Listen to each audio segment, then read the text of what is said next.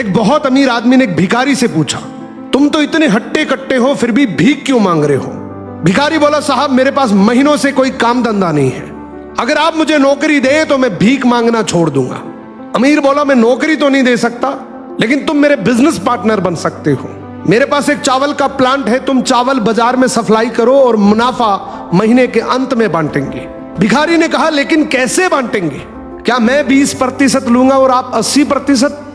अमीर बोला, मुझे सिर्फ 10% चाहिए, बाकी 90% तुम्हारा होगा, ताकि तुम जल्दी तरक्की कर सको। भिखारी ने जोरों से काम शुरू कर दिया।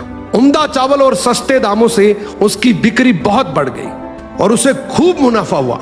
लेकिन जब मुनाफा बांटने का समय आया तो भिखारी ने सोचा, सारी मेहनत तो मैंने की है, तो अब अमीर आदमी को 10% क्यों दूं?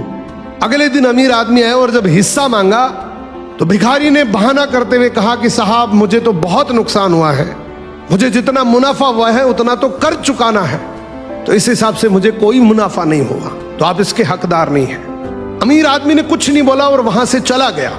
भिखारी बड़ा खुश हुआ, सोचा सारा प्रॉफिट मेरा हो गया।